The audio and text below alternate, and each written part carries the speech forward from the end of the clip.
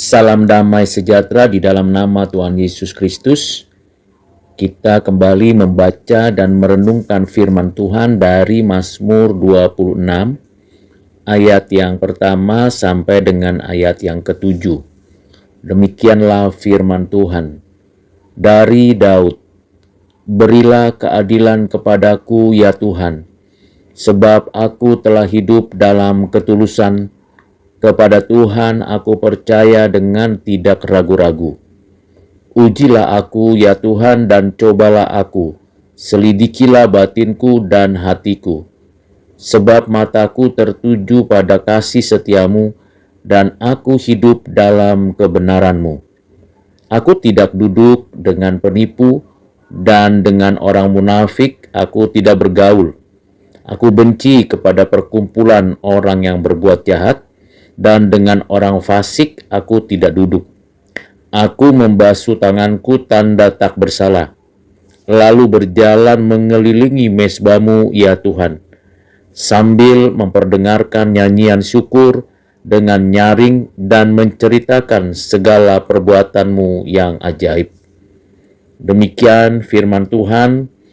Yang berbahagia ialah kita yang menyimpan firman-Nya, melakukan kehendaknya, dan berbagi kebenaran kepada sesama.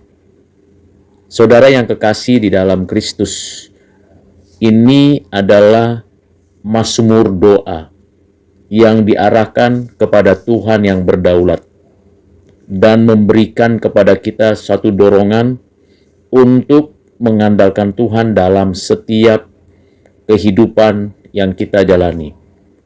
Ada beberapa pembelajaran yang perlu kita pikirkan, renungkan, dan dapat kita lakukan. Yang pertama, selalu meminta keadilan dari Tuhan. Karena dari manusia, kita tidak mungkin mendapatkan keadilan. Manusia cenderung berat sebelah, mementingkan diri sendiri dan egois, apalagi berkaitan dengan keuntungan sendiri. Karena itu pemazmur, yakni Raja Daud, mengajak kita untuk meminta keadilan dari Tuhan, agar kehendak keadilan Tuhan dinyatakan. Dalam segala hal yang mungkin kita mintakan kepada Tuhan, bagaimana situasi kondisi hidup kita yang bisa jadi tidak diperlakukan adil oleh siapapun dan orang apapun. Kita minta Tuhan nyatakan keadilannya, supaya dengan demikian kita menyaksikan keadilan yang sejati yang datangnya dari Tuhan.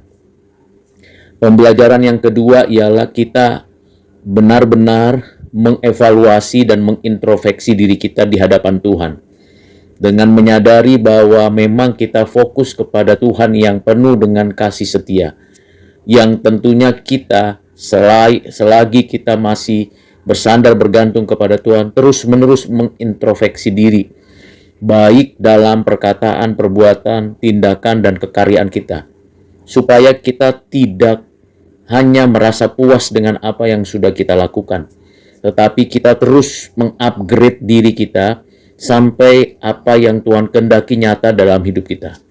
Dengan demikian kita menikmati kasih setia dan kebenaran Tuhan.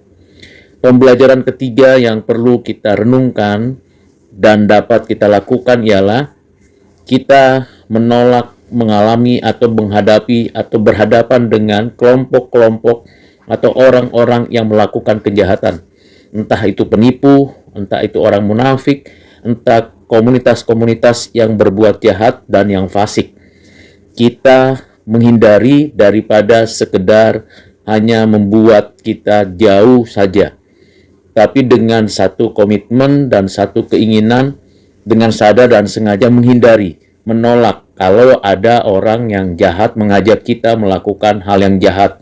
Kalau ada di tengah-tengah keadaan kita, ada orang yang mau mengajak kita berkumpul di tengah-tengah kejahatan mereka, kita berani berkata tidak terhadap orang-orang yang seperti itu dan kelompok-kelompok yang seperti itu yang ada di sekitaran hidup kita. Kita berani berkata tidak untuk sebuah perbuatan yang tidak baik dan tidak benar.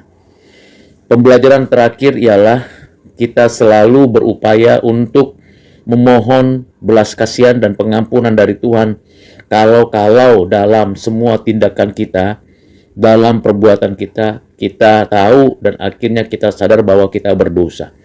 Memohon pengampunan dan belas kasihan Tuhan sambil bersyukur bahwa Tuhan masih memberi kesempatan kepada kita untuk mendapatkan pengampunan dan diberikan kesempatan lagi menceritakan berita kabar baik, perbuatan-perbuatan yang ajaib yang sudah kita alami di dalam dan melalui anaknya Tuhan Yesus Kristus. Dengan pembelajaran-pembelajaran yang kita dapatkan dari Mazmur 26 ayat 1-7 ini, memberikan kepada kita satu tindakan yang nyata, yaitu kita pun harus bertindak adil pada siapapun, dimanapun dan kapanpun.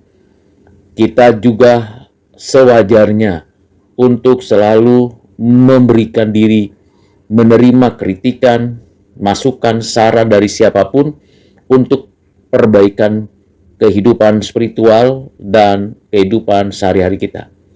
Dan terakhir, kita juga bertindak dengan serius untuk menolak kejahatan dan mematikan dosa, serta memohon belas kasihan dan pengampunan dalam doa-doa kita kepada Tuhan Allah. Kiranya Tuhan menyertai dan memberkati kita di dalam beraktivitas dan meningkatkan kualitas doa kita, permohonan kita kepada Tuhan Allah. Tuhan Yesus memberkati saudara dimanapun berada. Amin.